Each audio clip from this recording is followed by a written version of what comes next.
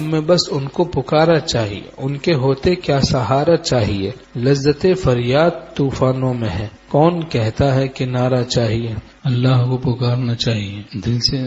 خوشی ہو یا غم، موافق ہوں حالات یا ناموافق ہوں، رجوع اللہ، اللہ ہی کو پکارتے رہنا چاہیے۔ الا بذکر اللہ تطمئن القلوب، صرف اللہ ہی کی یاد میں دلوں کا اطمینان ہے۔ اللہ سے عرض کرنا چاہیے، اللہ ہمیں نہ تو توکل آ رہا ہے کرنا، نہ تو موحد ہو کے رہنا آ رہا ہے، کس طرح سے یہ سارے کام کرنے ہیں یہ ہمیں آ نہیں رہا، توبہ صحیح کرنا بھی نہیں آ رہا، اور تقوی بھی صحیح سے نہیں آ رہا، کیسے اختیار کیا جاتا ہے، اس ساری چیزیں تو ہمیں نہیں ہو رہی ہم سے۔ یہ تو اللہ سے یہ بھی چیزیں مانگیں درد دل سے، کیونکہ جو دین مانگتا ہے اس کو ضرور اللہ دین عطا کرتا ہے۔ ایاک نعبد و ایاک نستعین، ہم آپ ہی کی عبادت کرتے ہیں، آپ ہی سے ہم مدد مانگتے ہیں، تو ہماری استقامت ان کی استعانت اور مدد کی محتاج ہے، وہ مدد کریں گے تو پھر ہمارا کام بنے گا۔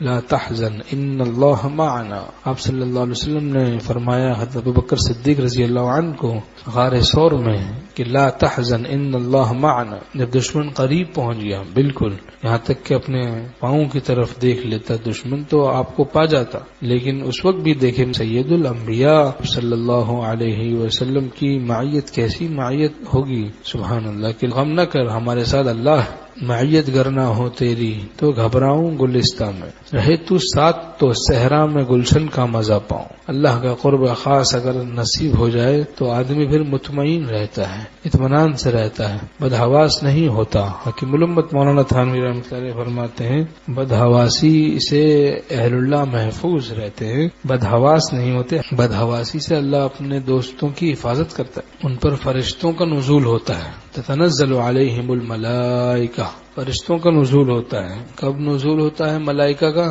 مصیبت کے وقت میں، وہ دل کو سہارا دیتے ہیں اور نیکیوں کے ارادے دل میں ڈالتے ہیں، نیک ارادے دل میں آتے ہیں، یہ اللہ کی طرف سے ہوتے ہیں، فرشتے